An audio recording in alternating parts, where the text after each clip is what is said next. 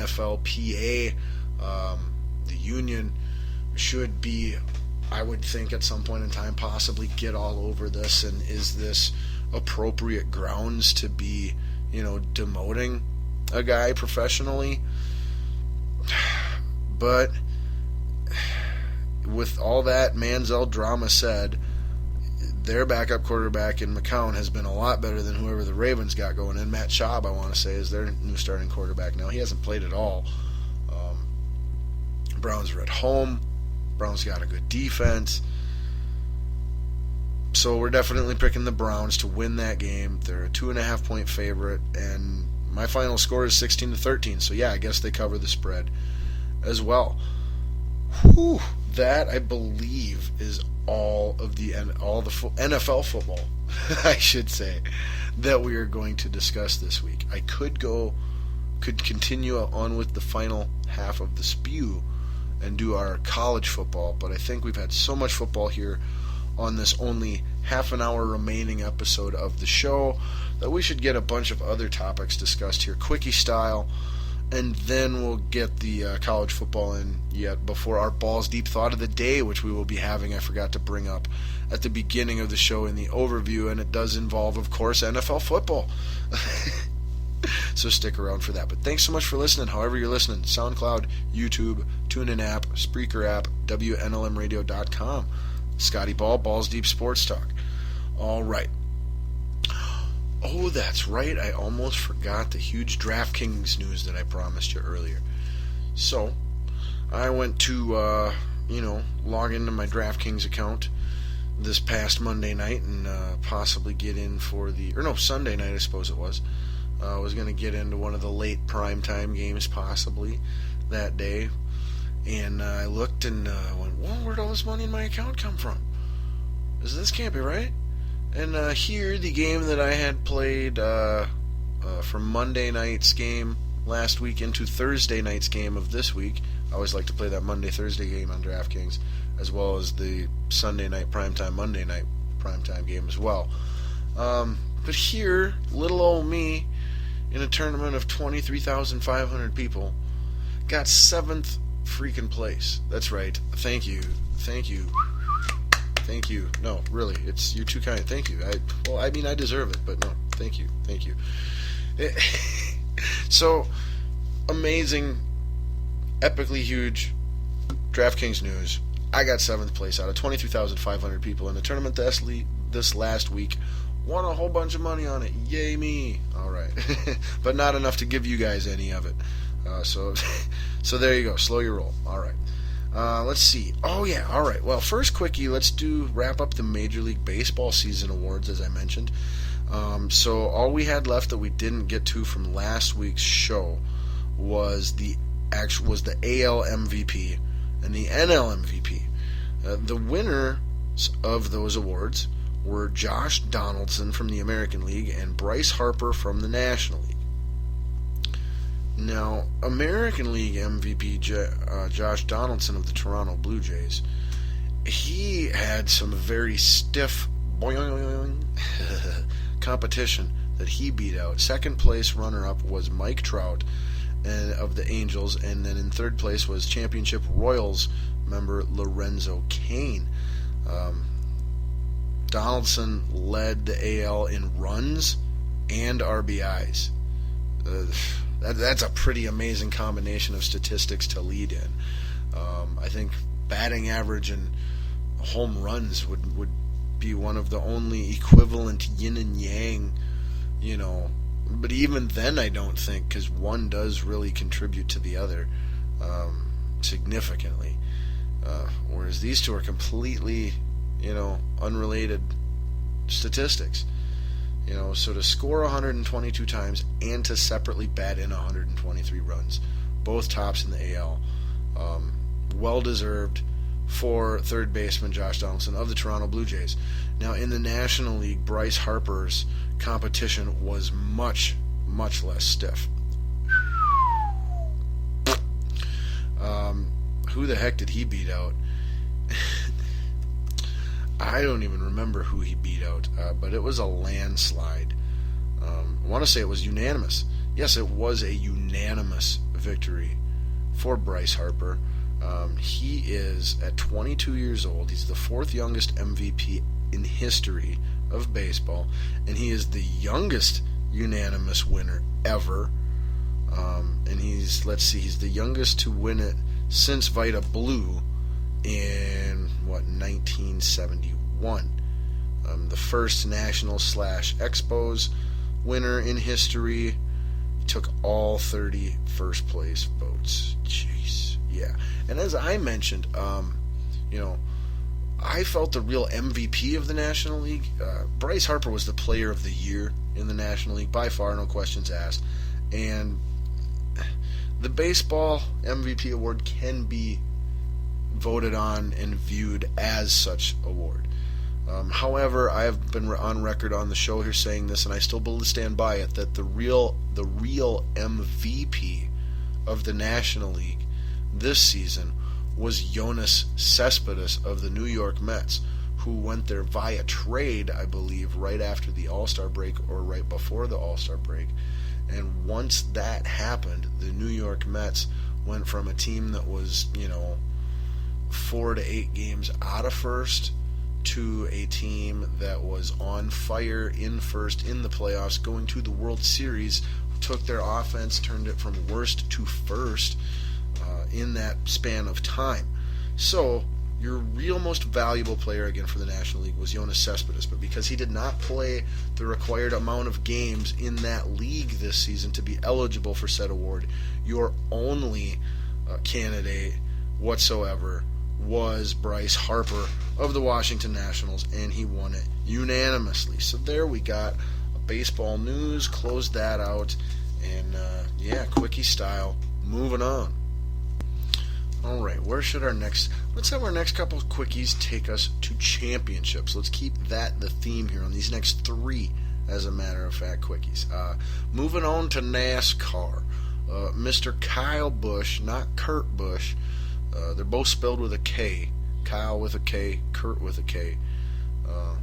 But Kyle, K-Y-L-E, Busch, wins the Sprint Cup for the 2015 NASCAR season. He beat out fellow finalists Martin Truex Jr.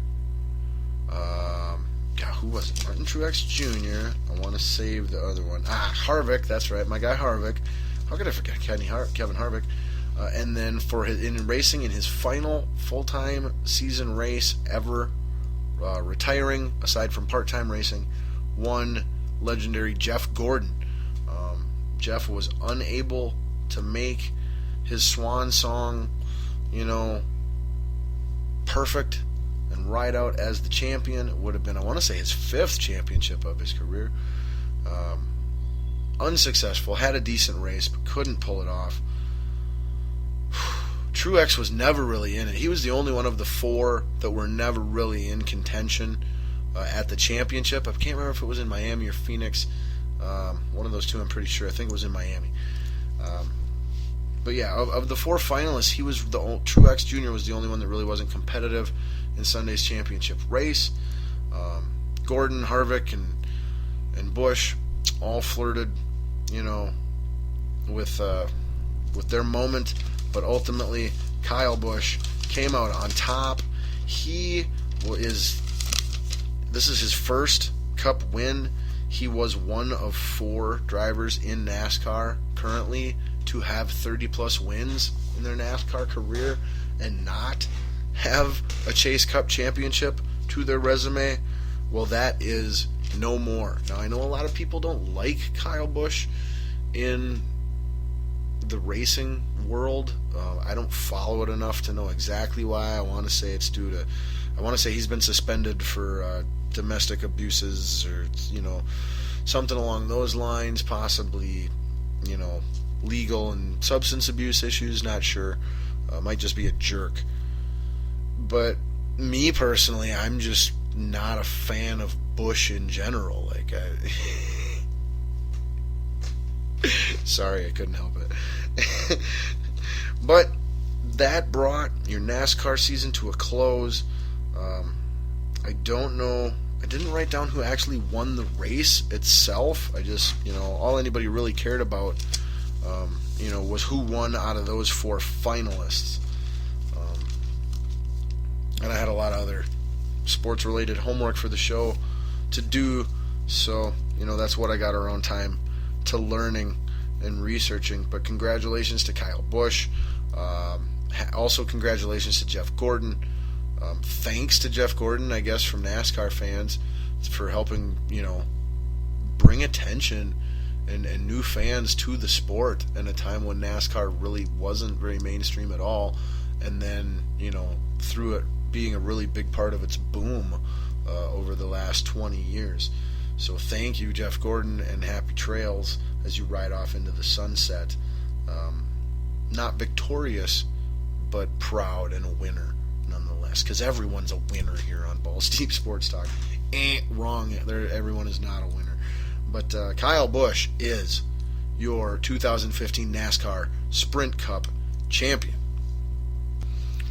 All right, so keeping with championships, as I said, we actually had boxing news, fighting worth noting here this past Saturday, as Miguel Cotto fought Canelo Alvarez. Or is it Alvarez? Yeah, it's Canelo Alvarez. I hate that because they put Cotto on the freaking card. They put Cotto Canelo. When Canelo is the guy's first name, it's Canelo Alvarez. Like, his name is freaking Alvarez. It should be Cotto Alvarez. You don't put one guy's first name and the other guy's last name. You put first name, or last name. Like, But anyway, Canelo Alvarez defeated Miguel Cotto, becoming the new middleweight champion. Canelo Alvarez is a force to be reckoned with, a young star on the rise. He's like 45-1-1 for his professional boxing record, and he is only 25 years old. Miguel Cotto is somewhat of a legend in his era of boxing, at least. But anyway, it's depending on... See, I didn't see the fight, but researching and reading the fight, there are mixed reviews on it. One thing here says Alvarez's bogus win means another black eye for boxing. And that's from Boxing News. But I read another thing from a very trusted sports source that says, hey, the best part about the fight, Alvarez and Cotto doesn't do as much money as Mayweather and Pacquiao, but it was actually a really, really good fight where it went all 12 rounds and was entertaining, and all the scorecards were, pretty decisive. It was all about a 117 to 112, somewhere in that range victory for Alvarez on all the judges' scorecards. Although some people feel it was maybe a little closer to a 115, 113, score, but nobody, for the most part, all the people who know boxing that I've talked about or heard about, said the right guy won. There's no doubt about that. It's just maybe the score wasn't quite as lopsided as the judges said. But yeah, and like I said here, you got other people, Boxing News is saying that it's a bogus win. Like, why would it be a bogus win? But nonetheless, you've got a possible new star that can be a draw, which boxing needs. Cotto, as great of a boxer and good a career as he's had, he's in the twilight of it, and I think this is your ideal passing of the torch as far as the world of boxing goes, even though Miguel Cotto doesn't want to hear that. There was another fight on the card as well. Like I said, I believe that was for the featherweight one or something. Here, just a second. Okay, but so even though, like I said, the one SB Nation here says that it was a good fight, the main event, that the show stealer was the WBC Super Featherweight Championship, where champion Takashi Miura, I believe, of Japan, was knocked the beep out by new champion Francisco Bandido Vargas. Ooh, Francisco. That's fun to say. Francisco Bandido Vargas. It's fun to say.